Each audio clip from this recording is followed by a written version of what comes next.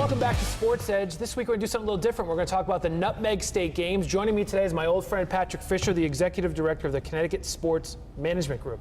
I didn't think I could get that out, but I did. You do well. Huh? All right, tell me about the Nutmeg State Games. It's the 28th anniversary? Yes, it's the largest multi-sport competition in the state. We're expecting about 7,000 athletes competing in 20 different sports from July 16th through August 7th.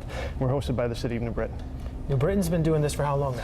So this is our 7th consecutive year, and then they also hosted the games 91 through 94. So no other cities hosted the games longer than the city of New Britain. Why does it work out so well? That big complex they have there, right? Tremendous athletic facilities.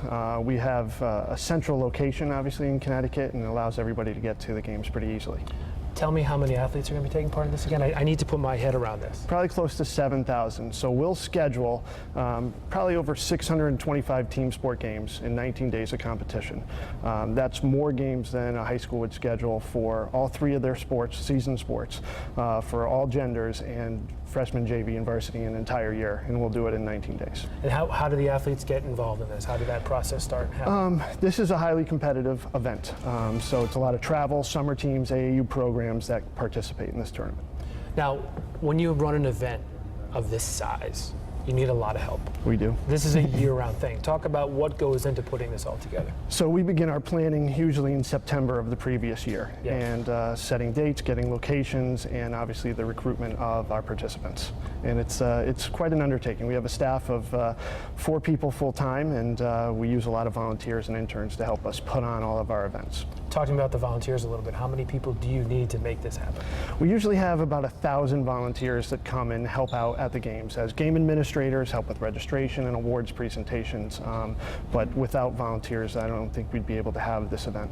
Now you need referees, obviously, scorekeepers. Where do all these people work into this? The officials that we get are all board certified officials, and they're paid for their time, obviously.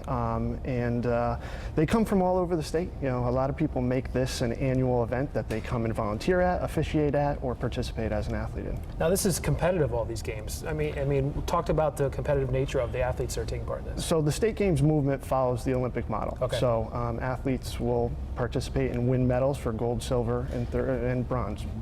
Now, if someone wants to go check this out, I mean, it starts on the 16th, which is a Saturday. Tell me how they get all the information. Where do they go for that? NutmegStateGames.org, or you can call our office at 860-788-7041. How many sports are we dealing with now? 20. 20 sports. 20. How do you get all the? I'm still trying to figure out how you get all these athletes and all these games at one little place like this. I think I ask myself that question every year as well. So, how many games a day do you guys play? There'll be days where we'll have probably close to 100 to 125 games going on, mostly on the weekends and things. Now, this costs money to put together this, obviously. How do you guys fund this? We wouldn't be able to run the games without the sponsor support that we have. ShopRite is now in its 7th year as our title sponsor of the games, and we have some other major sponsors like Cigna and Anthem and Ricoh that are tremendous supporters of our event. Patrick Fisher, the Executive Director of the Connecticut Sports Management Group, talking about the Nutmeg State Games. If you're interested, check out their website, as he mentioned. We'll be covering it, and we'll have more Sports Edge coming up right after this.